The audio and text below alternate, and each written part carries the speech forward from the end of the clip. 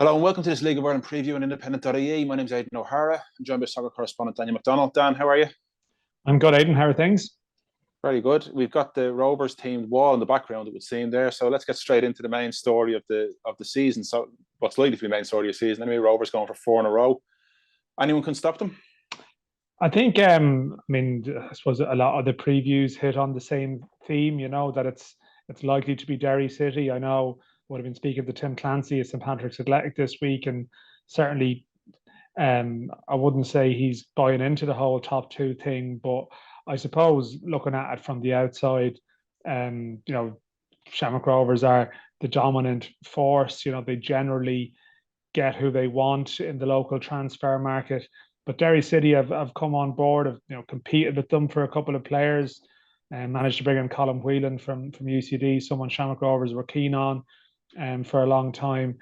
And they sort of continue to make signings that would appear to be a statement that they're here to stay. They have a billionaire owner, chairman, fan in Philip O'Doherty, who's said after the cup win in November, the FAI Cup win, that the next thing is to bring the league there. And certainly he's given Rory Higgins the facility to try and do that. Even on Thursday, the eve of the season, and they bring in Ollie O'Neill, an Irish under-21 international from Fulham, who's scored a very important goal for Ireland under-21s last year. So they have a deep squad. Shamrock Rovers still probably have the deepest squad, but I think there is competition there for Rovers, certainly. Probably going to be the toughest title fight they faced, because one aspect of the previous three is that, and it's not their fault, they haven't been pushed to the pin of their collar, really. But maybe this year that might happen. Yeah, do you think that's possibly a reason why there's not the same? I know there's not much love for Rovers generally, but even in a team as good as they are, who play good football, don't seem to have the same, if you like, level of public love, if you like, as maybe Dundalk did under Kenny a few years back. Yeah, I think you're right. I think that's a little bit of probably a sticking point for some people around Rovers, and I can understand where it comes from. Like that Dundalk team sort of went to another level, and probably in terms of capturing a degree of public attention. At the European run in 2016 is a massive factor in that. There's a couple of factors with Rovers. Yeah, one, there's the element of um, possibly not a beloved club, right? Not that Dundalk particularly are, but Shamrock Rovers in particular, I suppose, would be listed as the main rival for a lot of teams in the country. And then the fact that their first two leagues, particularly the first one, like it was the 18-game season, it was COVID, there was a lot of other things going on, I suppose, in the world at that stage. Rovers played extremely well, but it was sort of behind closed doors a lot of the time. And they were helped, it would have to be said, by Dundalk's spectacular implosion. And that the Shamrock Rovers were coming to try and take Dundalk off their perch, but Dundalk probably helped by jumping off at first. So that's possibly an element. And then 2021, 22, I suppose the charge would be, well, they haven't done it in Europe.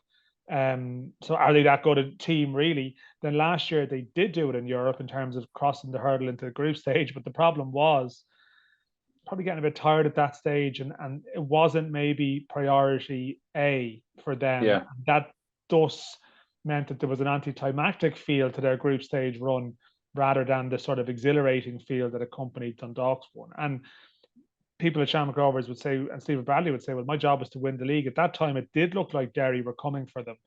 And their plan is to be qualifying for these competitions regularly in the years to come. So they weren't looking as the first one being this once-off adventure of a lifetime. It's more of a building block. But I think there are some of the factors why, team of the year and all these national sporting discussions. I mean, Dundalk won that, won a couple of those ones in 2016. No one expected Rovers to last year, but in some ways, right, it's annoying to them. In others, I think it helps to keep them motivated, and there's no sense of people sort of switching off, because I feel like they still have something to prove to someone. And as you know, that's possibly a very healthy thing. Absolutely, yeah. I mean, the other chasing pack there seems to be a gap between, everyone's expecting Rovers and Derry to be the top two of the chasing pack, if you like. Sligo Rovers, Bows, St Pat's, Dundalk themselves. Is there any one of those you think can challenge the top two? Yeah, I think Dundalk probably felt they're written off last year and might feel it again with some of the previews. But I think the issue is that they still have a smallish squad and they've recruited some players from outside the league and we're still learning about them. And I think as a result of that, I think St. Pat's are probably the team that people are maybe looking as the most likely to break the top two. They finished last season reasonably well. Um, they've probably brought in one of the headline signings of the winter, Jake Mulroney, who was playing in first choice player in the MLS over the last couple of seasons. It's coming back for family reasons. Derry tried to sign him, and St. Pat's made a big offer, persuasive offer, for him to come to Dublin or to come back home to Dublin. So he's a big player, and St. Pat's do possess some of the best young players in the country too. Someone like Sam Curtis, who might go at some stage. They have a sort of a blend of that is sort of quality players in certain positions, but some good young ones coming through. So bit of a buzz around them. They've sold out their game against Derry to open the season, and that club seems to be on a high that in some ways it wasn't on that high a decade ago when it was challenging for leagues in terms of attendances and a feel around the place. So they're maybe the one, but you still feel that as it stands, they need all the chase and pack. Like if they have good squads, they need to avoid a lot of injuries. Whereas it feels like Shamrock Rovers and Derry can withstand a couple of long-term ones even and still be okay. The dog got a little bit killed with Pat Hoobin being injured at the wrong time last year, and those things hurt those teams in behind. Yeah. Now at the other end, I mean, UCD will obviously be favourites to go down as they seem to be every single year. They'll battle and fight, obviously, but it's just getting harder for them every year. But there's a couple of teams in there that they'll be kind of keeping their eye on to try and catch, I think.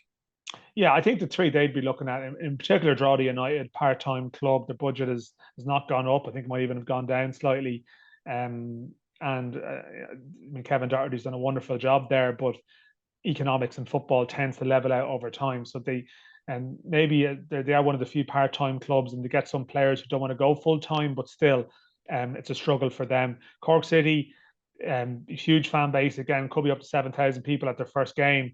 But recruitment-wise, they couldn't necessarily compete for some of the top Irish players. They've gone overseas, so we're not sure about them. And the other one, I don't think they'll be in relegation trouble, but they may not be pushing on for Europe either. It might be Shells with Damien Duff. They may be some of the investment they were hoping to come off didn't come off. They did a lot of their business early. But again, mixed vibes around some of their recruitment. Now, in fairness to Duff last year, he improved some of established players across the year or younger players across the year. And I feel like the coaching staff there are going to have to do a little bit of that again this year, because on paper, they've probably got a bit to go even to compete with I would say, the top 4 or 5 at this moment. Yeah. You mentioned a couple of signings within the last couple of minutes. Is there anyone else in particular that you're looking forward to seeing? Yeah, I mean, one of the big advantages in the league at the moment is that you will get to see players, hopefully, who will play for Ireland in the coming years. There's a lot of exciting young players around the country who play, but then obviously leave, and that's part of it. Like I referenced Sam Curtis, St. Patrick's Athletic, excellent player, defender, but likely to move on to a good level. Adam Murphy, a midfielder, has had no luck with injuries. I'd like to see him play more.